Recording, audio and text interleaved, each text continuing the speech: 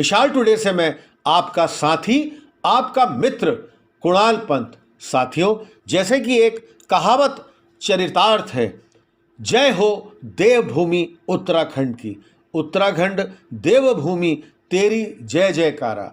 आज हम बात कर रहे हैं इसी देवभूमि के एक बहुत विशिष्ट, सुंदर और रमणीक स्थल नैनीताल के बारे में। नैनीताल भारत के उत्तराखंड राज्य में नैनीताल जिले में स्थित एक नगर और महत्वपूर्ण पर्यटक स्थल है। यह जिले का मुख्यालय भी है। कुमाऊं क्षेत्र में नैनीताल का विशेष महत्व है। यह छकाता परगने में आता है। छकाता नाम षष्ठी खाता से बना है। षष्ठी खात का तात्पर्य 60 तालों से है। षष्ठी खाट 60 तालों को कहते हैं। इस अंचल में पहले 60 मनोरम ताल थे, इसलिए इस क्षेत्र को षष्ठी खात कहा जाता है। आज इस अंचल को छकाता के नाम से जाना जाता है। इसे भारत का लेक डिस्ट्रिक्ट तक कहा जाता है क्योंकि यह पूरी तरह झीलों से घिरी हुई है। और नैनी शब्द का अर्थ है आंखें और ताल का अर्थ है झील। तो मतलब बर्फ से ढके भारत के लेक डिस्ट्रिक्ट, पहाड़ों के बीच बसा यह स्थान झीलों से पूरी तरह घिरा हुआ है। इनमें से सबसे प्रमुख झील नैनी झील है, जिसके नाम पर इसी जगह का नाम नैनीताल पड़ा। अगर हम बात करते हैं नैनीताल की, तो यहाँ के एक आसपास के बहुत ही प्रमुख पर्यटन स्थल हैं। पर्यटन स्थल इस तरह से हैं। नैना देवी मंदिर, नैनी झील के उत्तरी किनारे पर नैना देवी मंदिर स्थित है। 1880 में भूस्खलन के बाद मंदिर नष्ट हो गया था। बाद में इसे दोबारा बनाया गया। यहाँ सती की शक्ति के रूप में पूजा की जाती है। मंदिर में 2 नेत्र हैं जो नैना देवी को दर्शाते हैं। नैना झील के बारे में माना जाता है कि जब शिव सती को मृतदेह में देकर कैलाश पर्वत जा रहे थे, तब जहाँ जहाँ उनके शरीर के अंग गिरे, वहाँ वहाँ शक्तिपीठों की स्थापना हुई। नैनी झील के स्थान पर देवी सती की आंखें गिरी थी। इसी से प्रेरित होकर इस मंदिर की स्थापना की गई। माँ नैना देवी की असीम कृपा हमेशा अपने भक्तों पर रहती है। हर वर्ष माँ नैना देवी का मेला नैनीताल में आयोजित किया जाता है। अब हम बात करते हैं यहीं पर स्थित पौराणिक नैना देवी। पौराणिक कथा के अनुसार दक्ष प्रजापति की पुत्री उमा का विवाह शिव से हुआ था। शिव को दक्ष प्रजापति पसंद नहीं करते थे, परंतु यह देवताओं के आग्रह को टाल भी नहीं सकते थे। इसलिए उन्होंने अपने पुत्र विवाह न चाहते हुए भी शिव के साथ कर दिया था। एक बार दक्ष प्रजापति ने सभी देवताओं को अपने यहाँ यज्ञ में बुलाया, परंतु अपने दामाद शिव और बेटी उमा को निमंत्रण तक नहीं दिया। उमा हटकर इस यज्ञ में पहुंची। तब उसे हरिद्वार स्थित कनरवन ने अपने पिता के यज्ञ में सभी देवताओं का सम्मान और अपने पति का निरादर होते हुए देखा तो वह अत्यंत दुखी हो गई। यज्ञ के हवन कुंड में यह कहते हुए कूद पड़ी कि मैं अगले जन्म में भी शिव को ही अपना पति बनाऊंगी। अब आपने मेरा और मेरे पति का जो निरादर किया है, इसका प्रतिफल स्वरूप यज्ञ के हवन कुंड में स्वयं जलकर आपके यज्ञ को असफल कर दूंगी। जब शिव को यह ज्ञात हुआ कि उमा सती हो गई, तो उनके क्रोध का परवान चढ़ गया। उन्होंने अपने गणों को द्वारा दक्ष प्रजापति के यज्ञ को नष्ट भ्रष्ट कर डाला। सभी देवी देवता शिव के इस रौद्र रूप को देखकर सोच में पड़ गए कि शिव प्रलय न कर डालें। इसलिए देवी देवताओं ने महादेव शिव से प्रार्थना की और उनके क्रोध को शांत किया। दक्ष प्रजापति ने भी क्षमा मांगी। शिव ने उनको भी आशीर्वाद दिया, परंतु सती के जले हुए शरीर को देखकर उनका वैराग्य उमड़ पड़ा। उन्होंने सती के जले हुए शरीर को कंधे पर डालकर आकाश भ्रमण करना शुरू कर दिया। ऐसी स्थिति में जहाँ जहाँ पर शरीर के अंग गिरे, वहाँ वहाँ पर शक्ति पीठ हो गए। जहाँ पर सती के नयन गिरे, वहाँ पर नैना देवी के रूप में उमा अर्थात नैना देवी का भव्य स्थान हो गया। आज का नैनीताल वही स्थान है जहाँ पर उस देवी के नैन गिरे थे। नैनों के अश्रुधार ने यहाँ के ताल का रूप ले लिया। तब से निरंतर यहाँ पर शिव पत्नी नंदा पार्वती की पूजा नैना देवी के रूप में होती है। अब हम बात करते हैं इष्ट देवी नंदा देवी की। यह भी एक विशिष्ट उदाहरण है कि समस्त गढ़वाल और कुमाऊं की एकमात्र इष्ट देवी नंदा ही है।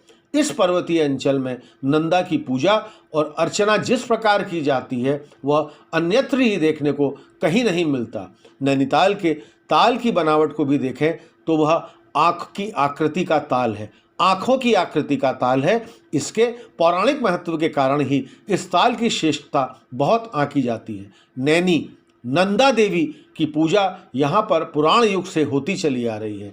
कुमाऊं के चंद राजाओं की इष्ट देवी भी नंदा ही थी, जिसकी वे निरंतर यहाँ आकर पूजा अर्चना किया करते थे।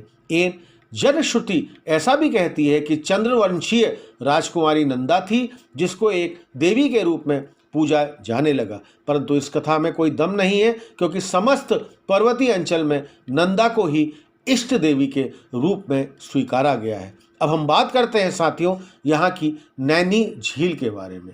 नैनीताल का मुख्य आकर्षण यहाँ की ये नैनी झील है।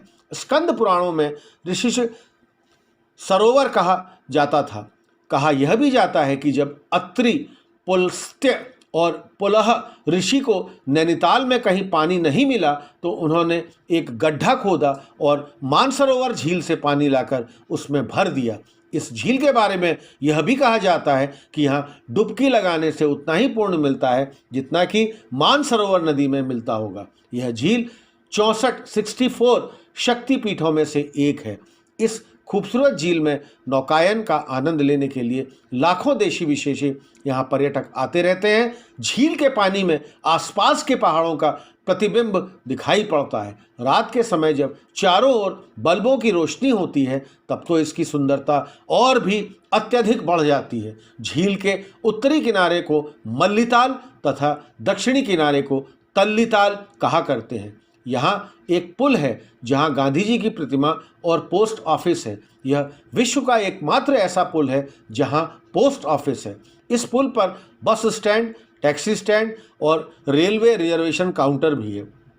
झील के दोनों किनारों पर बहुत सी दुकानें और बहुत अधिक खरीदारी केंद्र है जहां बहुत भीड़ भाड़ रहती है। नदी के उत्तरी छोर पर नैना देवी मंदिर है। नैनीताल में तल्लीताल डाट से मछलियों का झुंड उनको खाना देने वालों के लिए आकर्षण का केंद्र है। तल्ली एवं मल्ली ताल, नैनीताल के ताल के दोनों ओर सड़क हैं। ताल का मल्ला भाग मल्लीताल है और निचला भाग तल्लीताल कहलाता है। मल्लीताल में फ्लैट का खुला मैदान है।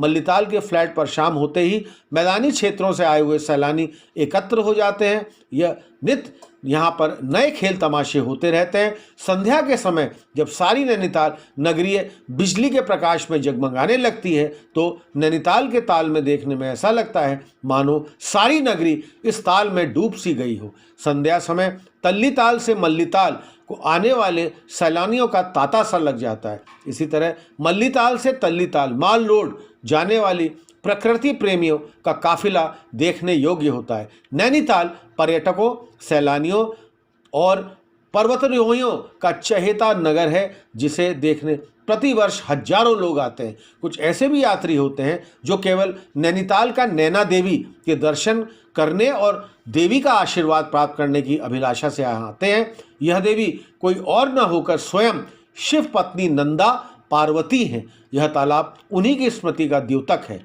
इस संबंध में पौराणिक कथा भी कही जाती है। और एक है त्रिऋषि सरोवर। ये भी त्रिऋषि सरोवर जो है नैनीताल के संबंध में एक बहुत कारण पौराणिक कथा प्रचलित है। स्कंद पुराण के मानस खंड में एक समय अत्रि, पुस्त्य और पुलह नाम के ऋषि गंगाचल की ओर जा रहे थे। मार्ग में उन्हें यह स्थान मिला। इस स्थान की रमणीयता से वह मंत्रमुग्ध हो गए, परंतु पानी के अभाव से यहाँ टिकना, यहाँ पर रुकना उनके लिए बहुत ही मुश्किल हो गया। परंतु तीनों ऋषियों ने अपने अपने त्रिशूलों से मानसरोवर का स्मरण कर धरती को खोदा। उनके इस प्रयास से तीनों स्थानों पर जल धरती से फूट पड़ा और यहाँ का ताल का निर्माण हो गया। इसलिए कुछ विद्वान इस ताल को त्रिऋषि सरोवर के नाम से भी पुकारा जा सका है। इसको त्रिऋषि सरोवर नाम भी दिया गया है। और यहाँ का एक मुख्य आकर्षण केंद्र जो है वो है माल रोड। झील के स्थित है माल रोड, जिसे अब गोविंद बल्लभ पंत मार्ग कहा जाता है। यहाँ पर बहुत सारे होटल, रेस्टोरेंट, ट्रैवल एजेंसी, दुकानें और बैंक हैं। सभी पर्यटकों के लिए यह रोड आकर्षण का केंद्र है। माल रोड मल्लीताल और तल्लीताल को जोड़ने वाला एक बहुत मुख्य रास्ता है। झील के दूसरी ओर ठंडी रोड है। यह रोड माल रोड जितनी व्यस्त तो नहीं रहती है। यहाँ पाषाण देवी मंदिर भी है। ठंडी रोड पर वाहनों को लाना मना है। एक और बहुत प्रमुख स्थान यहाँ का वो है एरियल रोपवे। यह रोपवे नैनीताल का मुख्य आकर्षण है। यह स्नो व्यू पॉइंट और नैनीताल को जोड़ता है। रोपवे मल्लीताल से शुरू होता है। यहाँ 2 ट्राली है जो सवारियों को लेकर जाती हैं। एक तरफ की यात्रा में लगभग 151 सेकंड लगते हैं। रोपवे से शहर की खूबसूरत दृश्य भी दिखाई देता है। 7 चोटियाँ, यहाँ की जो 7 चोटियाँ नैनीताल को जो शोभा बढ़ाती हैं और जो यहाँ की महत्व रखती हैं, उसमें एक है चाइना पीक, चीनी पीक, दूसरी है किलवरी, तीसरी है लड़िया कांटा, चौथी है देवपाटा, 5वीं है डेरो सीथीस्ट और छठी और आखिरी है स्नो व्यू और हनी। इसके आसपास जिम कॉर्बेट राष्ट्रीय उद्यान भी है। आवागमन के लिए वायुमार्ग, निकटतम हवाई अड्डा पंतनगर विमान क्षेत्र नैनीताल से करीब 71 किलोमीटर 71 किलोमीटर दूर है। यहाँ से दिल्ली, देहरादून, पिथौरागढ़ आदि के लिए उड़ानें मिल सकती हैं। रेल मार्ग, निकटतम railway station Kathgodam railway station जो करीब यहाँ से 35 किलोमीटर है, जो सभी प्रमुख नगरों को जोड़ता है। और सड़क मार्ग भी नैनीताल राष्ट्रीय राजमार्ग 109 से जुड़ा हुआ है। हल्द्वानी, दिल्ली, आगरा, देहरादून, हरिद्वार, लखनऊ, कानपुर और बरेली से रोडवेज की बसें नियमित यहाँ चलती हैं। तो साथियों, आज यहाँ पर एक हमने बहुत प्रमुख जगह की, बहुत सुंदर, रमणीक, अद्भुत, अद्वितीय, अविरल जगह जो उत्तराखंड देवभूमि में पड़ती है, नैनीताल। यह वीडियो आपको कैसा लगा हमको आप ज़रूर बताइए। अपने कमेंट्स ज़रूर पोस्ट करिए ताकि हम समझ सकेंगे आपको हमारा वीडियो कैसे लग रहे हैं। और इसको हमारे वीडियो को लाइक करिए और अधिक से अधिक संख्या में हमारे इस चैनल मिसाल टुडे को आप सब्सक्राइब करिए ताकि सभी नोटिफिकेशन आपको समय तक आपके पास पहुंच सके। तब तक मैं आपका साथी, आपका मित्र कुणाल पंत, मिसाल टुडे, लखनऊ से।